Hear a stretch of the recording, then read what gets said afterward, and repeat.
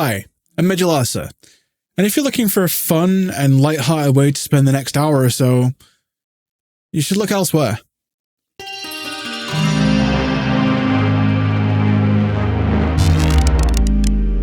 Cathedrals of Sound is an effort to build or rebuild the idea of the Gothic in music for the modern era. In today's video, we're attempting to distill the history of Gothic music down into a number of identifiable ingredients that we can use as the foundation for our new improved recipe Gothic, which will eventually see the light of day in the first substantial record from me as Medulasa. We're first going to see what a couple of prominent writers on Gothic and Goth-adjacent music have said about certain aspects of what Gothic music sounds like. And then we'll take a leisurely stroll through about 50 years of Gothic music through some very loose lenses. I'm calling these roughly the rock axis, so Gothic rock, goths on synths, or the synth axis, the ethereal axis, i.e. goths who like Enya, and the metal axis, i.e. goths who headbang very slowly. I put some musical examples in, some recommendations, and I hope that doesn't get this video taken down. Today, I'm building on the first video that I live streamed back on the 11th of July, outlining the new Gothic subgenre that I'm trying to create. If you missed that video, there's a link to it down below in the description, but here's the Crib Notes version. As I stated earlier, I think goth needs to be updated for the modern era, especially as there are many current Gothic music strains going on at the moment, and several of these strains have roots going back well over a decade. But goth scenes and the relevant musical media have sadly not recognized it as such, and so part of this project is reclassification and argumentation, as well as revisionism. I also wanted to commit to something extensive, intensive, and beyond my just usual scope of left field dance music, and this ambition was passed on in the dying wishes of my dad. And of course, making an album in the wake of death is also very, very goth. But a large part of this record making process for me this time has been coming to terms with the loss of the basically initial starting point of my musicality. Any meager interest and talent that I had in music was first encouraged by my dad, so to tribute him in music seems only right. However, I also want to explore some of the themes that have already been present in my music as Medulasa already, including body horror and how that plays into the idea of abjection from a phenomenological perspective. And yeah, so that's the basic outline of the project as a whole, but if you want more detailing and more understanding, once again, go look at the previous video and the links down below. Today's video, however, is all about exploring the current and existing ideas, philosophies, and sounds of the Gothic from the perspective of a composer, musician, a music nerd, and permagoth, i.e. me.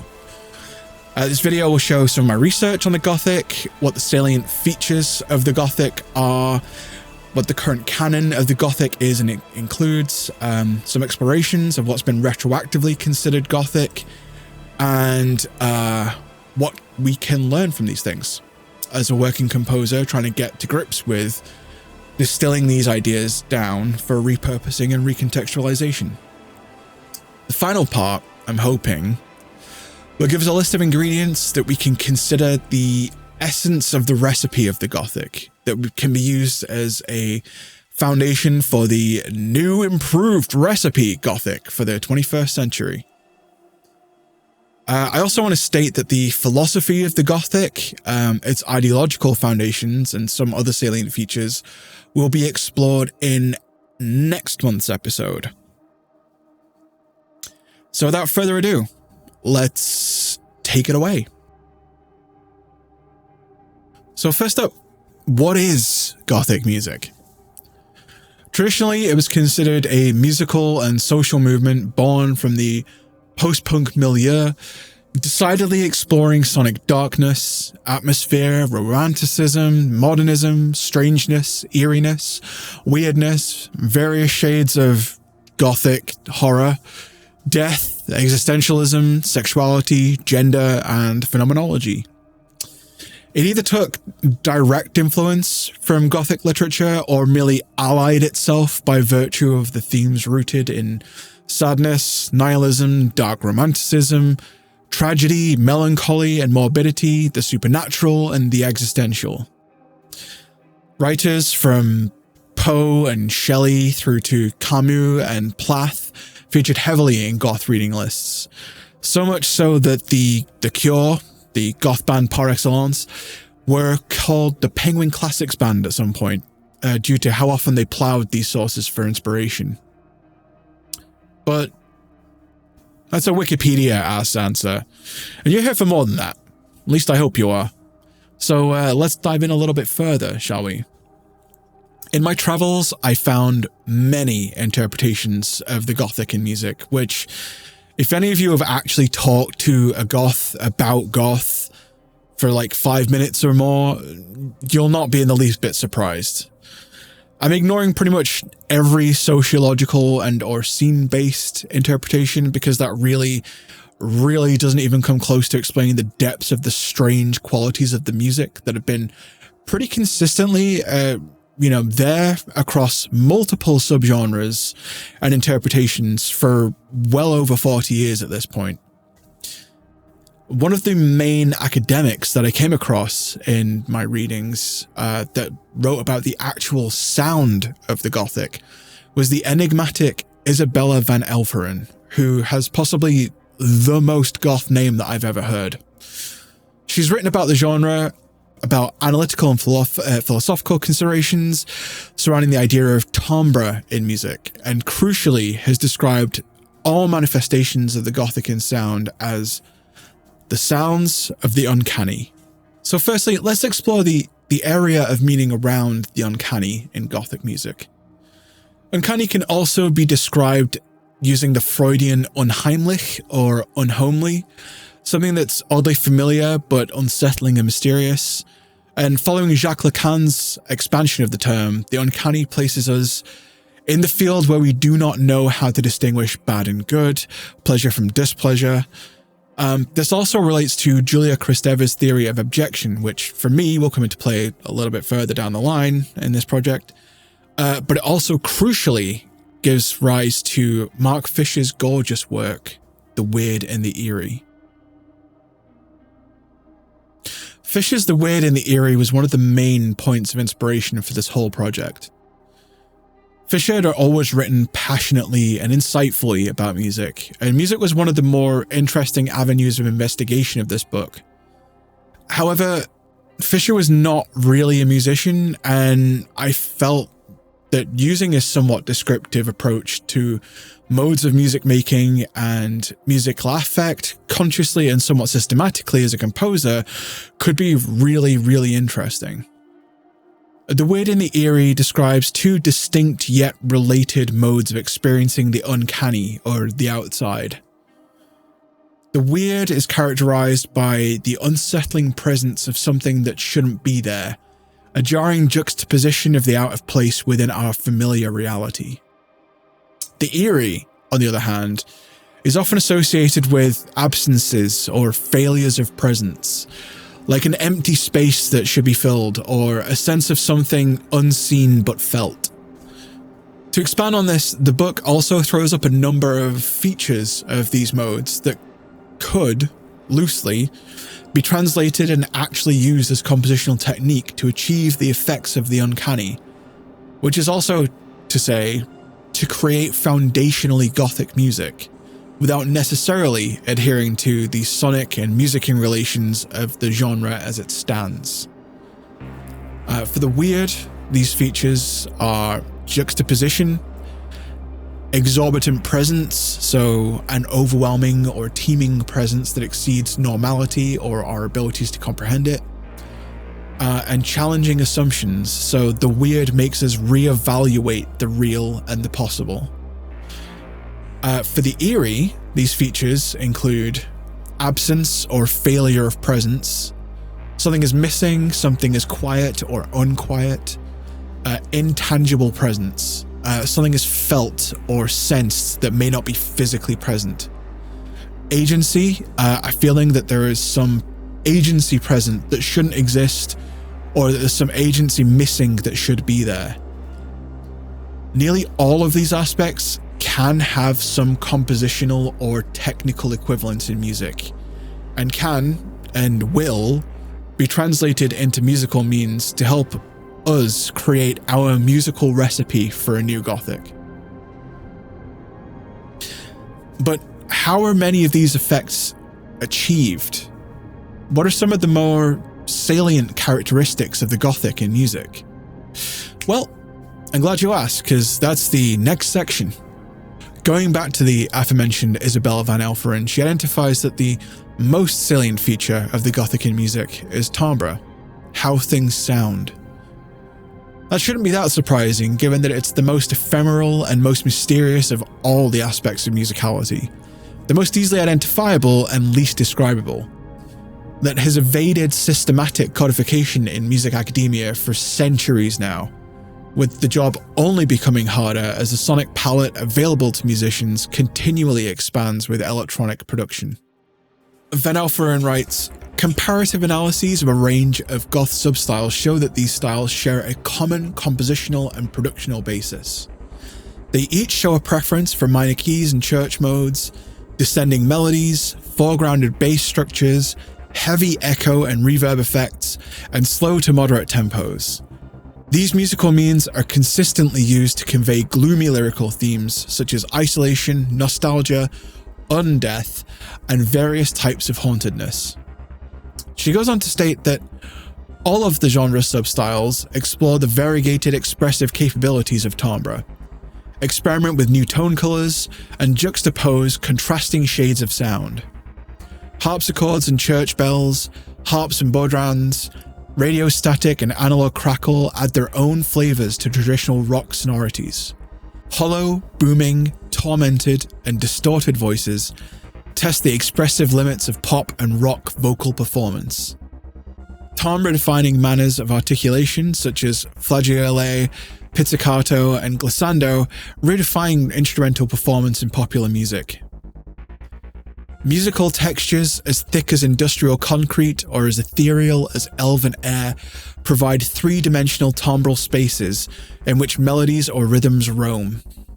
Timbrally oriented production techniques such as equalization, amplification, sequencing, and panning are able to mold existing sounds into unexpected nuances of colour. The effects of these goth timbres can be further increased or intensified by one of the genre's favourite timbral manipulators, reverb. Goth is in fact defined first and foremost by its timbre. Instrumental timbres in goth are as evocative as vocal timbres.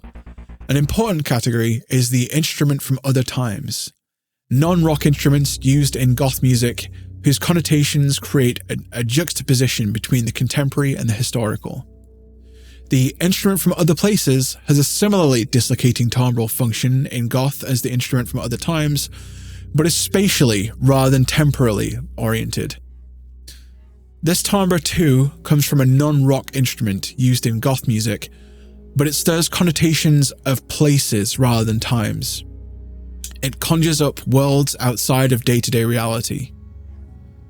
Other notable characteristics include temporal and spatial dislocation, timbral performativity suggesting other spaces and times, so organs for churches, bells for graveyards, and the machinic. Goth timbre's associative performativity leans on both temporal and spatial displacement. Rather than the past, this timbre refers to the future, and rather than pagan worlds, this timbre evokes industrial or science-fictional spaces. In cyber and industrial goth, such machinic timbres are put in stark contrast to human timbres.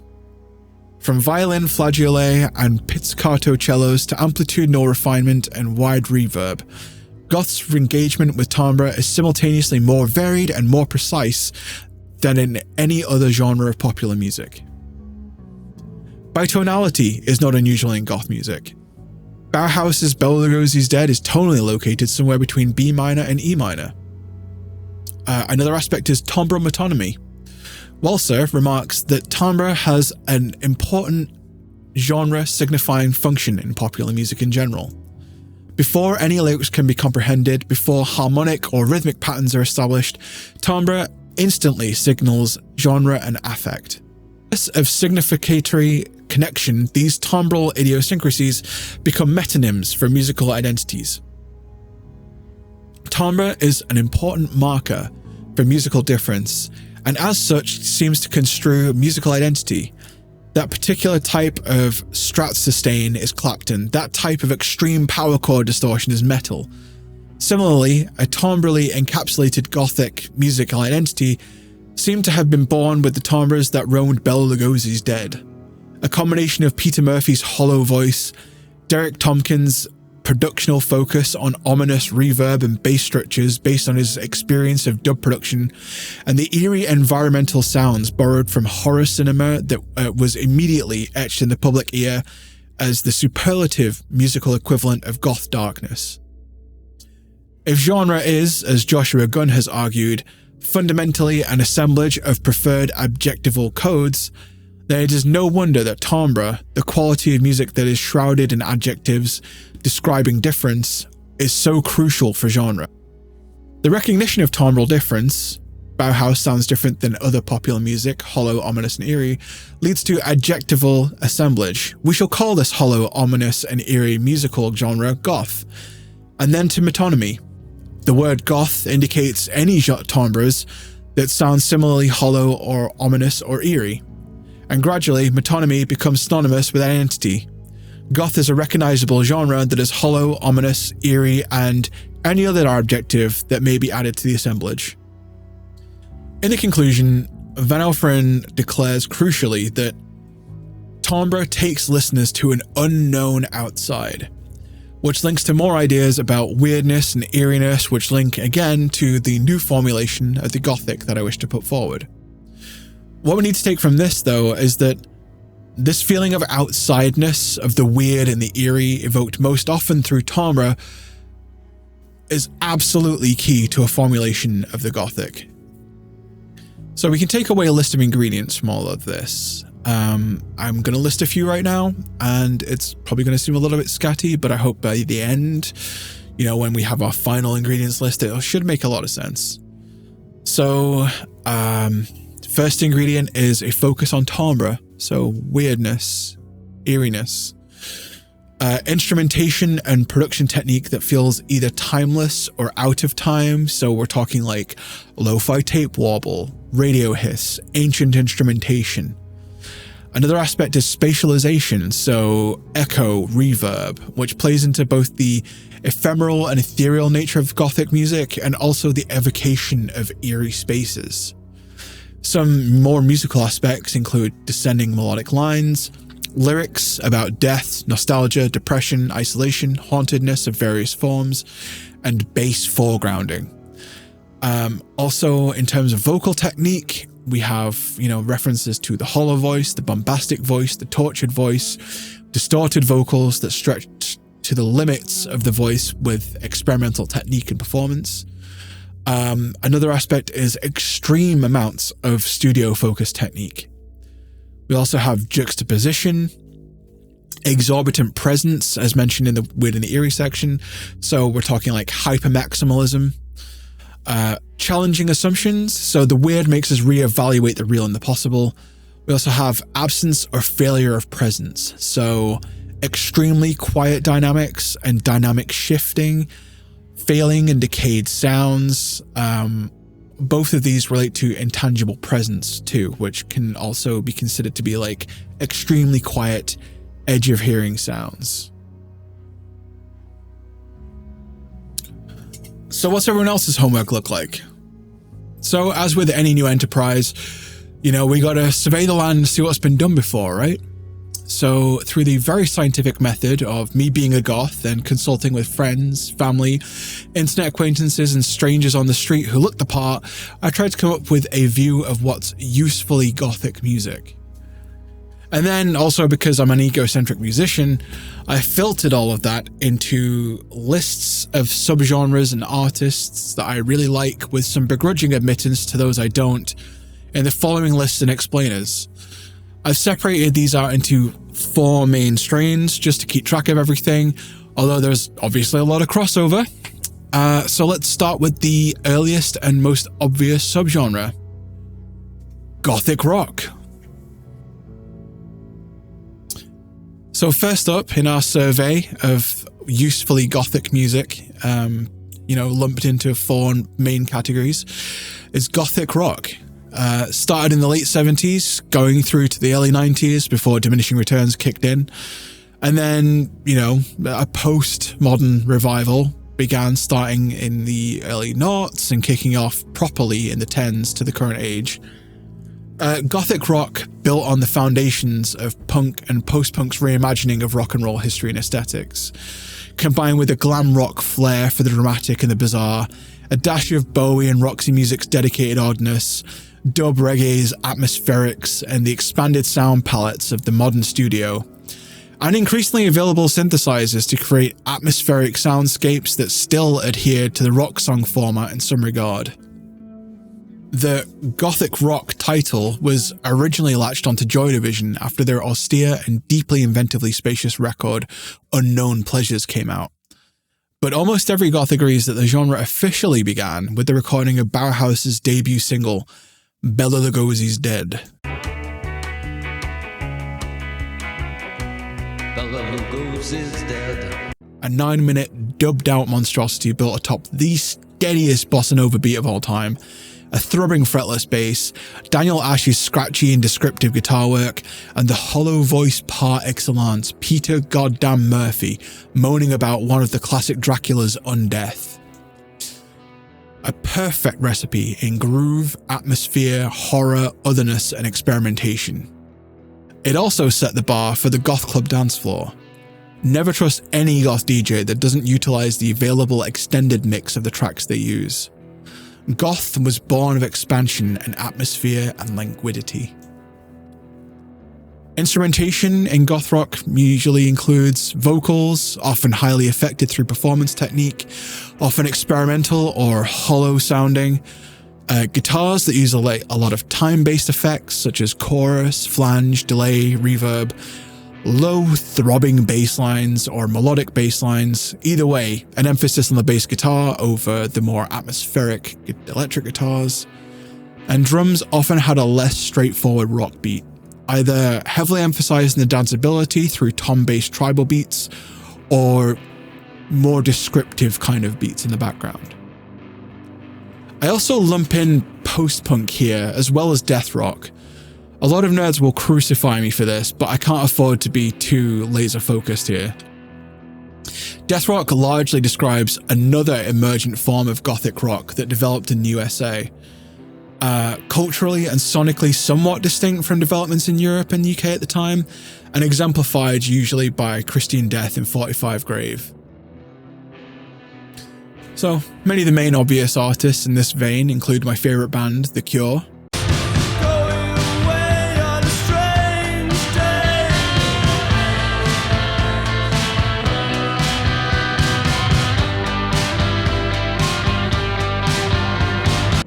Bauhaus, Joy Division,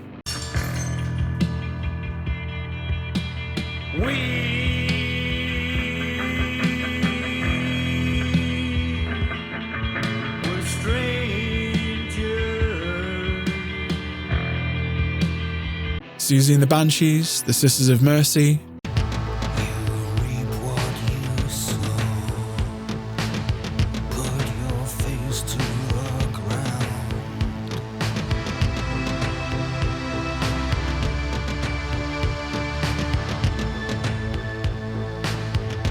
Red Lorry, Yellow Lorry, The Dance Society, Specimen, Alta de Fe, Alien Sex Fiend, The Cocteau Twins, Play Dead, Exmal Deutschland, Fields of the Nephilim, Clan of Zymox, and so many more. But I also thought that, this is also an opportunity to show off my taste and my favorite, kind of more modern bands. So I thought I'd also include, a few more modern greats. Although modern's kind of a misnomer, seeing as many of these artists have been going for 20 years, but for a lot of the you know, the goth scene in general. Like, these are still considered kind of like new bands. So we got A Place to Bury Strangers.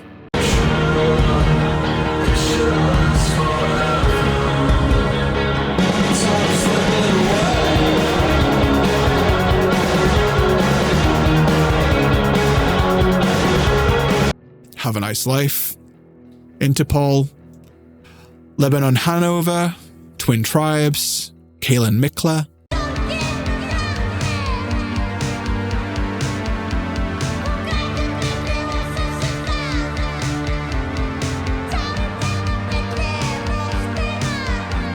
Vain War, Isolated Youth, Coded Marking, Lathe of Heaven, Bambara, Executioner's Mask, Inspire Circle.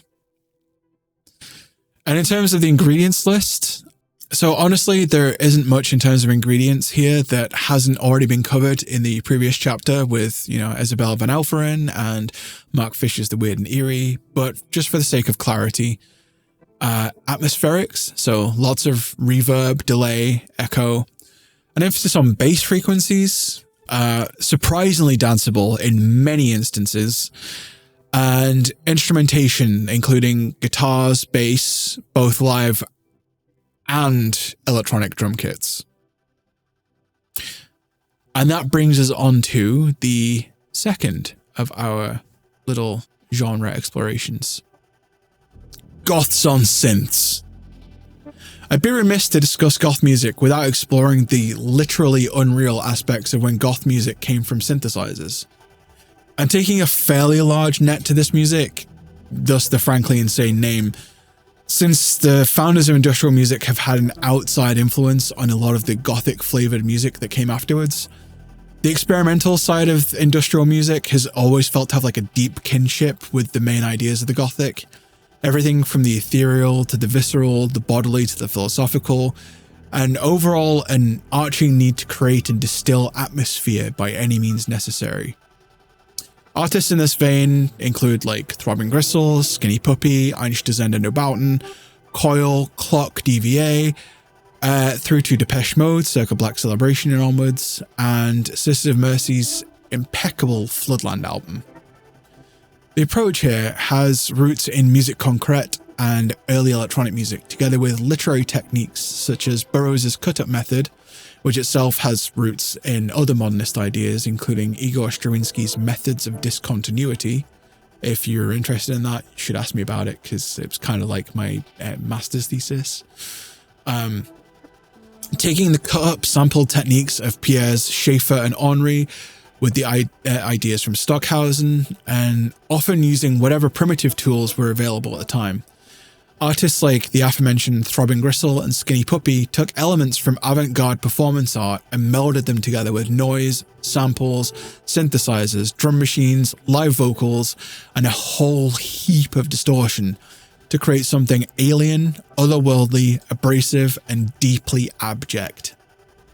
Both of the aforementioned bands were known for playing with ideas of flesh, desire, and disgust, with Skinny Puppy often performing with raw meat on stage. The main instrumental ingredients for this side of the Gothic are mangled samples, synthesized instruments, drum machines, but also a reliance on distortion, abrasion, and a very DIY approach to music making. I also want to point out that there is a crossover into the poppier realm of darker edge synth pop with this branch of the Gothic. Danceable, singable music is still part of the Gothic and goth music, as evidenced by goth clubs across the world, and it'd be remiss of me not to point this out.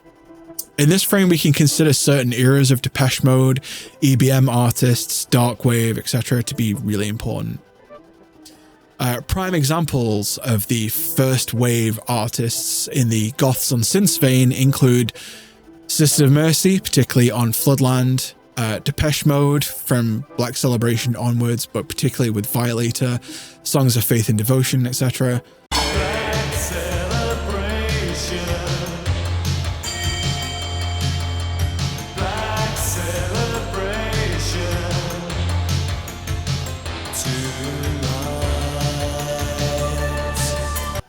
Nitze Ebb, Frontline Assembly, Front 242, Throbbing Gristle,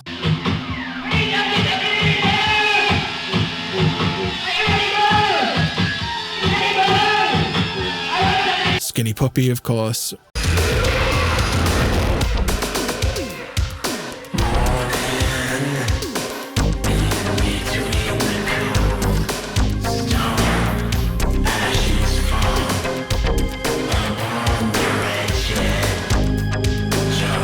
Ministry, Einstürzende Neubauten, Coil, Cabaret Voltaire, and Clock DVA. But more modern and just as important artists include Zola Jesus, HDRK, The Knife's Silent Shout, Boy Harsher, Trust, Linea Aspera, Ghost Cop, The Soft Moon,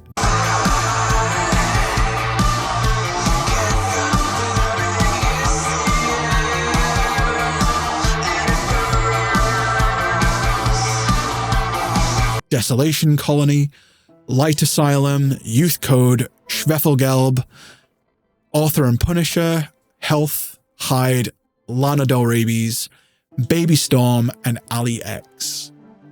That's a lot of recommendations for you all there.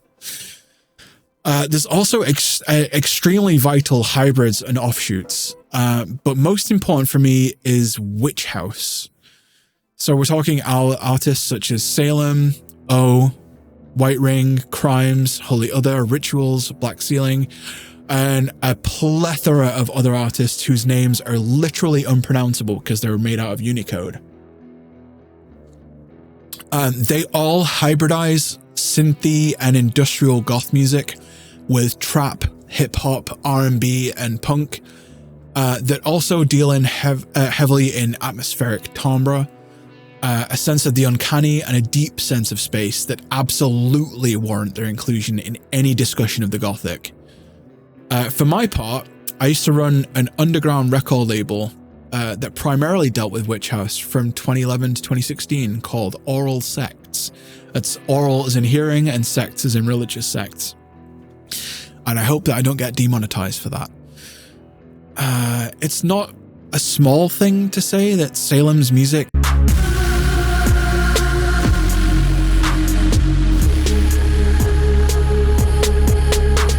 and the community that grew around that little record label that I founded genuinely saved my life.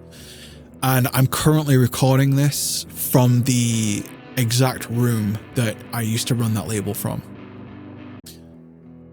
Ingredients to take away in goths on synths includes again an emphasis on danceability. Abrasive sounds are to be embraced, which also, you know, works in some sense with the weird emphasis on exorbitant presence. Synthesizers and drum machines, obviously, as large part of it, but mangled samples are absolutely an important part.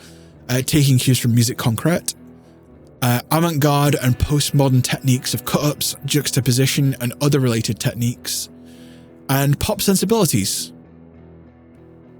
That brings us on to the next of our little genres, goths who like Enya.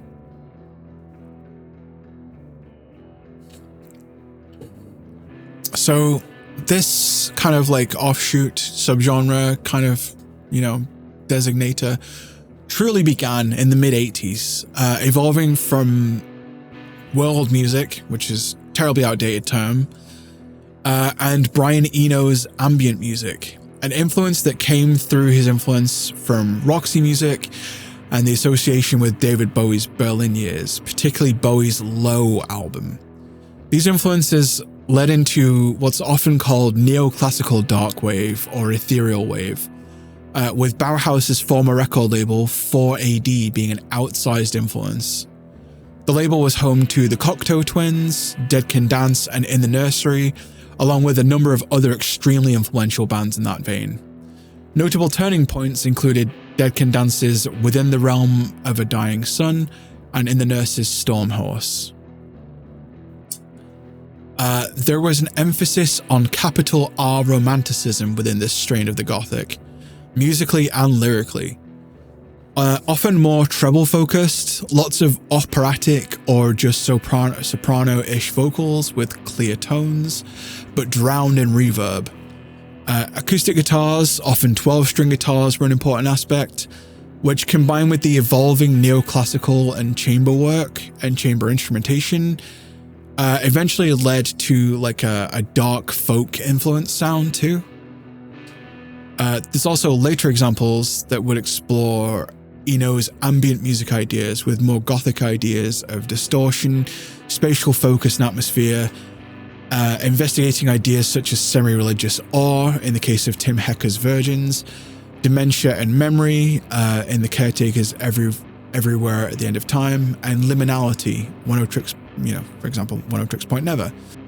I also want to shout out the sort of subgenre of hauntology, named after Derrida's philosophical concept of the same name, that invokes the spectral return or persistence of elements of the social or cultural past as if to haunt the present.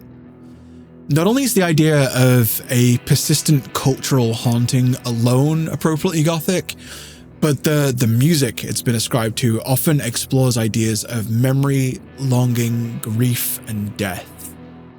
Very goth, and I think warrants inclusion here. Instruments and instrumentation of goths who like Enya usually includes high feminine vocals, ancient and classical instrumentation, 12-string guitars, acoustic guitars, chord extensions and open guitar notes, classical musical instruments, instruments from another time, instruments from another place, again, via Isabella van Elferen, a slow to mid-tempo. In the case of hauntology, sampling, including inflections of the sound of dead media, so again, tape warble and hiss and digital degradation. Bands in the goths who like Enya little subgenre include Dead Can Dance,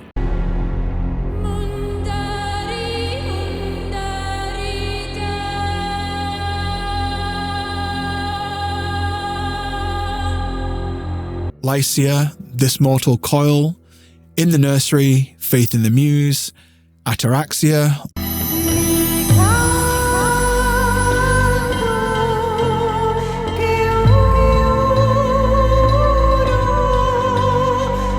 Love is Colder Than Death, Coil, Lust Maud, and So Puritanus. But in terms of modern greats, I would also include Tim Hecker, particularly Virgins and Rave Death 1972. Again, both kind of deal with this like almost religious sense of awe, which is like extremely goth.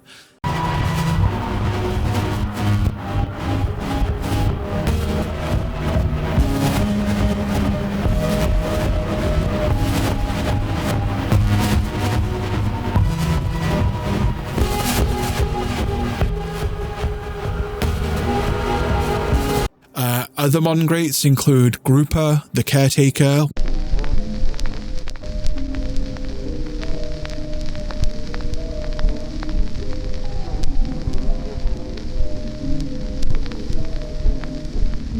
One of Trick's Point Never, Jonathan Hultane, Chelsea Wolfe, and any and all music associated with hauntology from Burial through to Molsoft and Vaporwave. The ingredients list that we should take away from this includes chord extensions and open chords for flavor, not necessarily functional harmony, but kind of giving this like eerie lingering kind of flavor.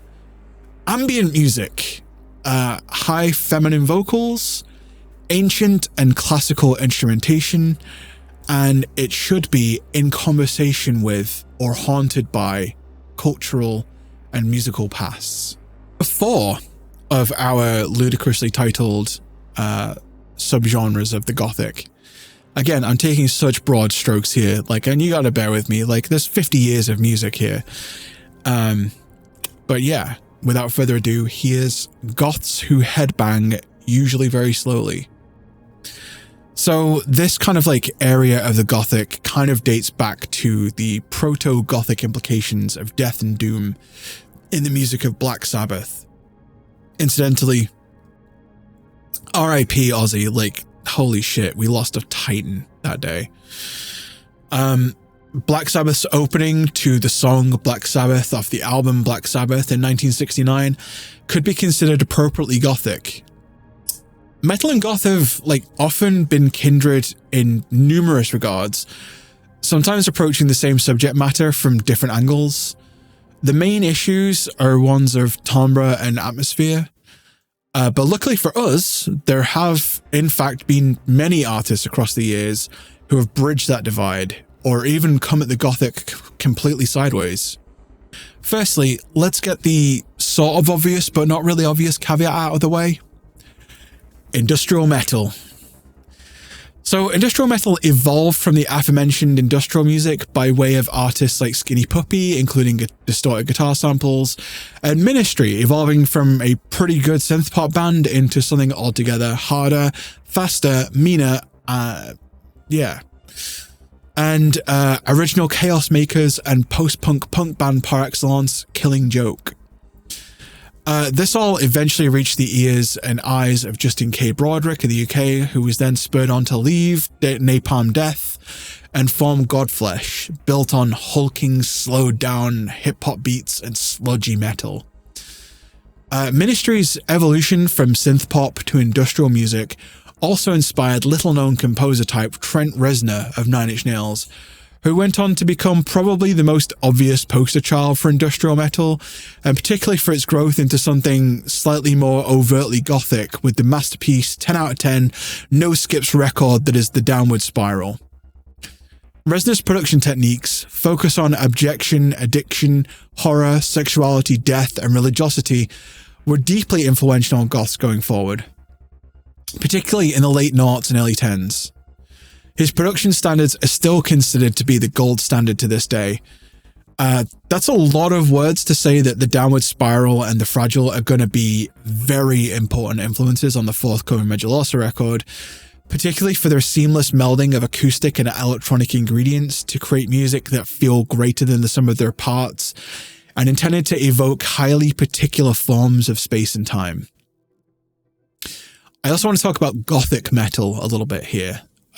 So in the early 90s, largely based in the grim north of England, a small group of fucking geniuses took the hallmarks of Gothic rock, so reverb, chorus guitar lead lines, slow tempo, ethereal atmospherics, and the occasional soaring soprano vocals from Dead Can Dance, and smashed it into a nascent death doom metal, creating Gothic metal.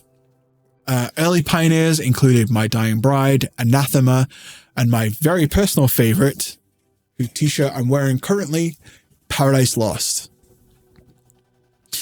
Another one of goth's successful relations of interbreeding with metal is post-metal and post-black metal, and the fairly new strain of influence of blackened gothic rock and metal. It's relatively easy to see where black metal and goth might have some interesting overlap. An obsession with existential questions, morality, religion, hypocrisy.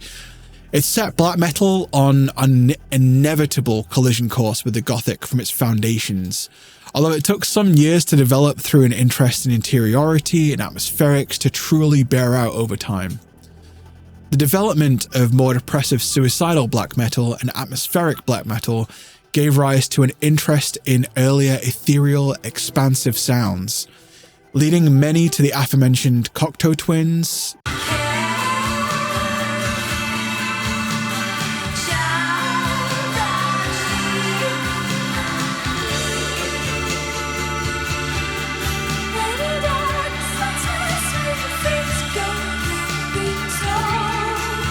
Dead Can Dance, The Cure's Disintegration and Pornography albums, and other such mainstays.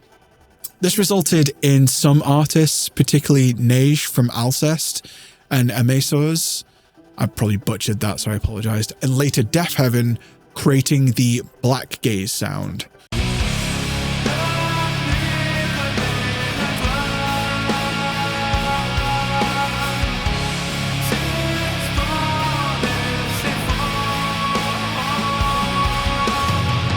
later further branches of post-black metal. Post-black metal itself also derives from post-metal, another metal offshoot concerned with atmospherics, interiority, existentialism, morality, and more moderate tempos, and deviation away from the more static timbres of metal. It owes a significant amount of its DNA to The Cure, especially Disintegration. As such, I'm including them somewhat controversially as part of my formulation of the Gothic. Again, the subject matter, the focus on atmospherics, the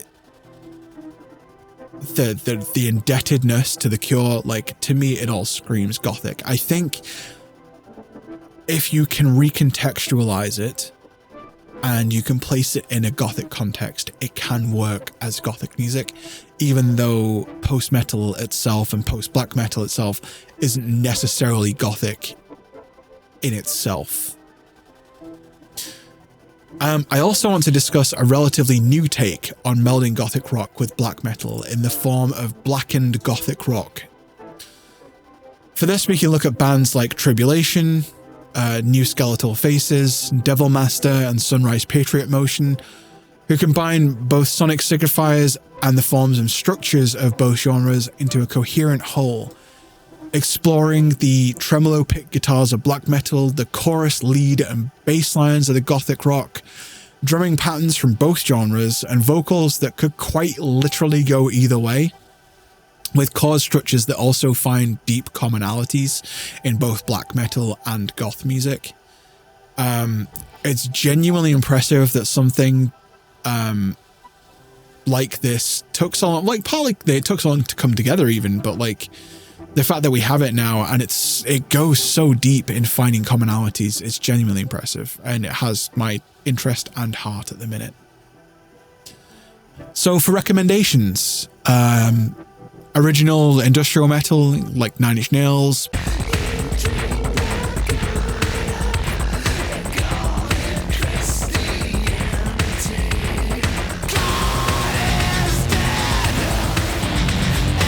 Ministry, Killing Fucking Joke, Godflesh.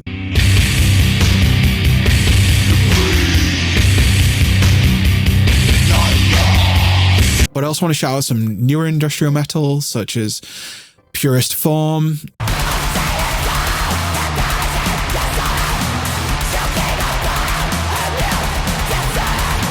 Uniform, Three Teeth, Gothic metal. Originals include Paradise Lost,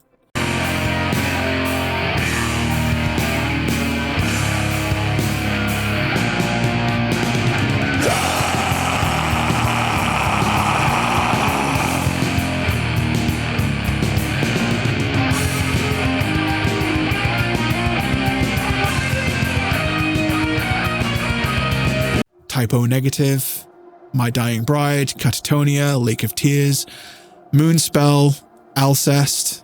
I'm going to get roasted for this, but Him, the band Him, unfortunately for everybody involved, they're Gothic metal. You don't rate an album like Razorblade Romance and it not be Gothic metal. It's also a huge guilty pleasure of mine. I'm also going to classify Ethel Cain as Gothic metal, just for the sheer fun of it. I also think that, like, if you include Ethel Cain and some of her darker moments in a formulation of a new Gothic, you get some really interesting results. So it's going in. And in terms of the black and Gothic rock, I also want to shout out Tribulation, New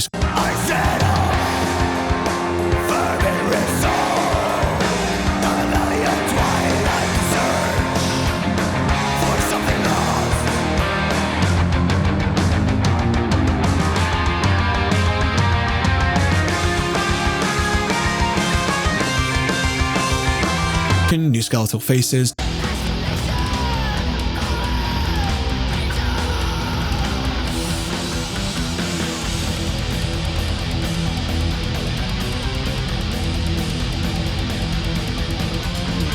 Devil Master and Sunrise Patriot Motion. They're like the 4 main ones that I've kind of like really found and got into. There are more, but they're my faves. And in terms of post-metal, post-black metal, and black gaze, again, Alcest, really crucially important. Amen-Ra, Altar of Plagues, Sorgstafir, Isis, Liturgy, Cult of Luna, Neurosis, KO Dot, Holy Fawn, Chelsea Wolfe. After she went through her like goth folk phase, she kind of came to metal. Incredible new artist, All Men Unto Me.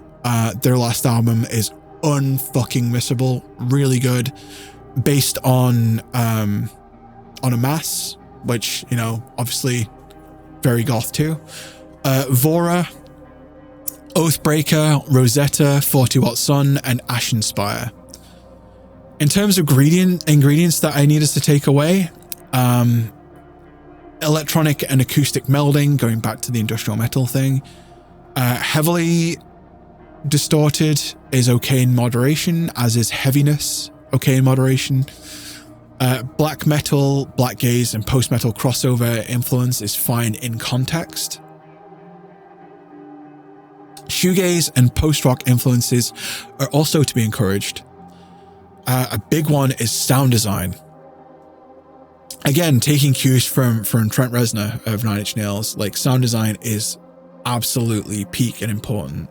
And luckily, it's something that I do relatively decently. Also, in terms of vocal technique, growls, howls, screams, encouraged but optional in terms of formulation of a new Gothic, and Nine Inch Nails level production skills, which we can all aspire to. Fuck knows if we'll actually get there though. So now we come on to the final bonus round level. What's between? And it's probably the most controversial part of this whole enterprise, and definitely the most revisionist. There are so many little intricate and delicate streams of the Gothic nibbling at the edges of recent and current electronic music scenes that have their roots in the deconstructed club subgenre. Again, it comes to the Gothic from a completely unexpected place.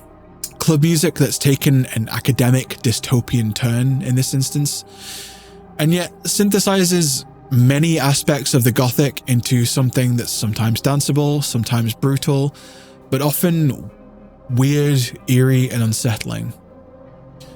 Some of the aspects involved that have a kinship with the Gothic include, you know, the experimental roots of the music, plus an approach to atmosphere, interiority, world building, abjection, desire, and disgust.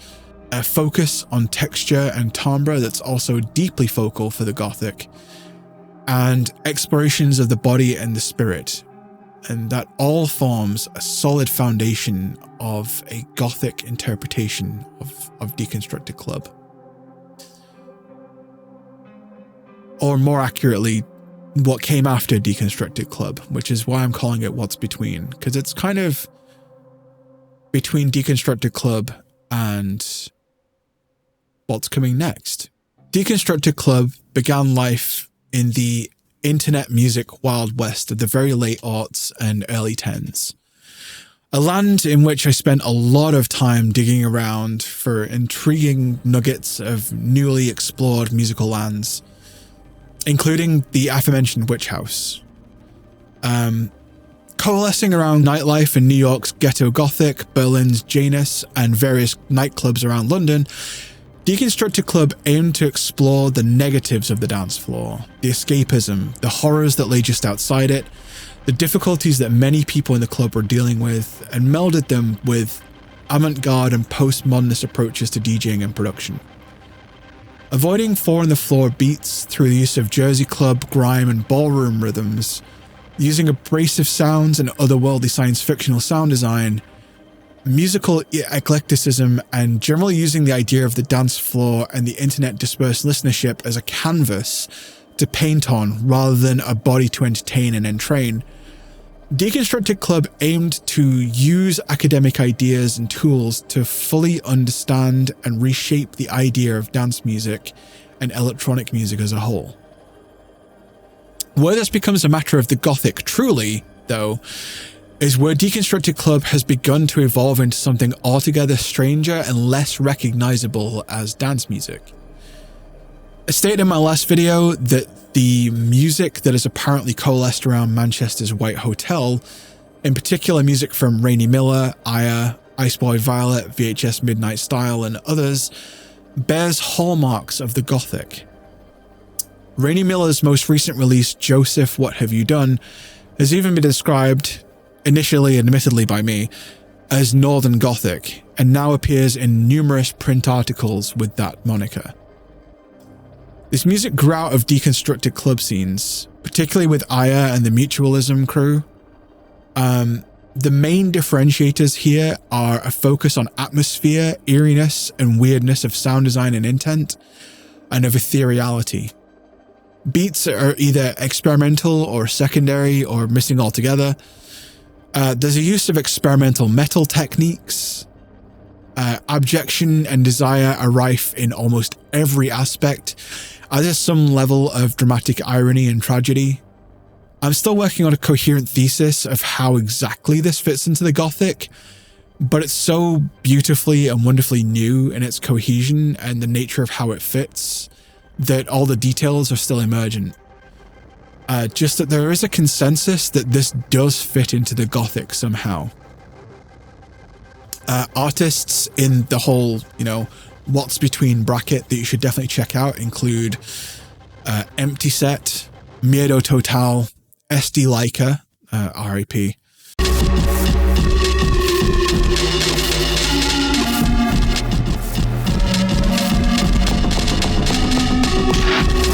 Rainy Miller,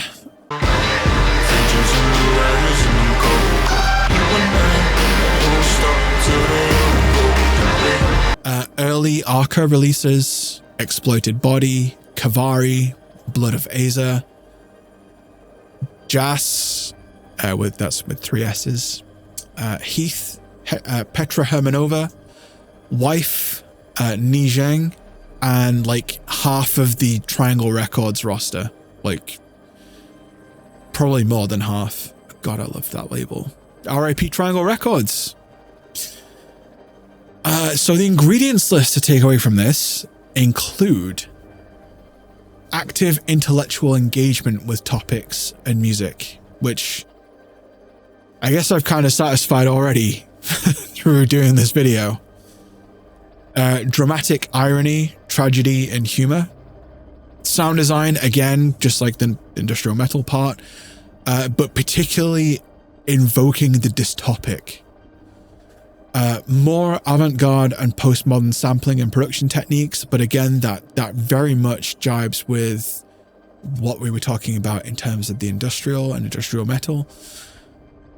Also, an avoidance of 4-on-the-floor rhythms, which again also has ties to Gothic rock drumming patterns and the avoidance of the basic rock beat. I also just want to point out too that eclecticism and discontinuity and juxtaposition are especially interesting facets here, because they all relate to weirdness and eeriness again. So weirdness also, discussed or was partly about juxtaposition and throwing things that aren't expected to be together. And discontinuity is something that is also eerie because it's taking away from something that you're expecting to continue. So again, these things are endemic in Deconstructed Club and what came after Deconstructed Club. So we're starting to build up a coherent picture of how the music that came after Deconstructed Club, that kind of doesn't really have a name, could be considered Gothic and could also be foundational or at least semi-foundational to a formulation of a new Gothic. We're standing on the shoulders of giants, and in some of these cases, the giants are Enya and Rainy Miller and Iceboy Violet. Goated. So to recap, we looked at writing from Isabella van Elferen and Mark Fisher about particular aspects of the Gothic that may be seen as integral for creating Gothic music, and identified a number of key ideas and techniques that we can use as part of a recipe to create a new Gothic. These aspects were further bolstered by a review of other forms of previous incarnations of Gothic music from the last 50 years, which were then boiled down into a few more aspects that we could add to our ingredients sheet. We looked at the rock axis, aka Gothic rock, the synth axis, aka goths on synths, the ethereal axis, aka goths who like Enya, and the metal axis, aka goths who headbang usually very slowly, together with a more recent Gothic developments in the post-club and deconstructed club genres, which gave us a sense of what's been done before and what the essential elements of the Gothic in music are. Before I end with the final full ingredients list proper, I just want to point out that there have been many forms of music that have been retroactively claimed as Gothic too. I'm just going to throw a few examples out there, just so we're covered. So, Scarlatti's harpsichord sonatas, choral works like the Hymn of the Cherubim by Tchaikovsky, Mozart's Requiem, piano works like Moonlight Sonata by Beethoven, and various Chopin works, hefty pieces for organ, such as Toccata and Fugue in D minor by Bach, and then more recent examples like Screaming Jay Hawkins, Lou Reed, Scott Walker and the Walker Brothers, and so on. So without further ado, here's the full list.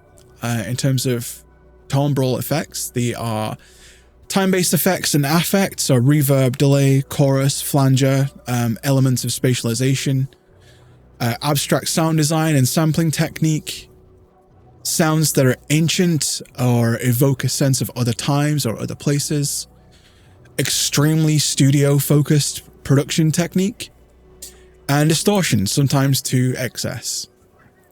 In terms of the instrumental ingredients for the new Gothic, human vocals, otherworldly, extended and avant-garde performance techniques, hollow voice, bombastic voice, tortured voice, distorted vocal production, and growls, howls, and screams from metal. Electric guitars, potentially 12-string guitars and baritone guitars or bass sixes. Electric guitars, played both low for the heaviness and high for melodic emphasis. Synthesizers and drum machines, so synthetic sounds. Samplers, again ancient and classical instrumentation. Potential for a soprano voice in some aspect, for the kind of beauty and beast dynamics from Gothic metal. In terms of compositional aspects, we have the avoidance of 4-on-the-floor rhythms, avant-garde or postmodern compositional and structural techniques, so eclecticism, discontinuity, juxtaposition, ambient music influence and parts, expansive compositional palette, descending melodic lines, bass focus, chord extensions and open note chords on guitar for flavor, potentially non-functional harmony, exorbitant presence, so maximalism and noise, absence or failure of presence, so extremely quiet sections, failing and decayed sounds, things on the edge of hearing, slow to mid tempi, occasionally higher for dance tempos, electric and acoustic melding and crossover, musical hybridization within thematic confines, for example, black gaze and post-metal. Pop and dance sensibilities are still encouraged.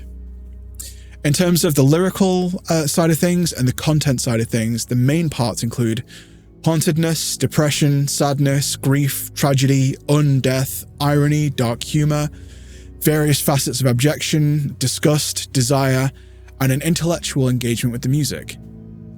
And with that little ingredients list, I'm done with your attention for the video. Thanks for bearing with me. This whole thing has been very new to me, and this thing in particular was a very tall task, with how much content there was to plow through in a single sitting. I genuinely really struggled to put this together, to the point where I had to record this in 2 sittings, as you can tell. Next month, I'll be tackling the even more daunting task of dealing with the more philosophical and ideological matters behind the existing Gothic and future new Gothic. Expect more quotes, more moral quandaries, and some stuff that absolutely won't make the YouTube edit.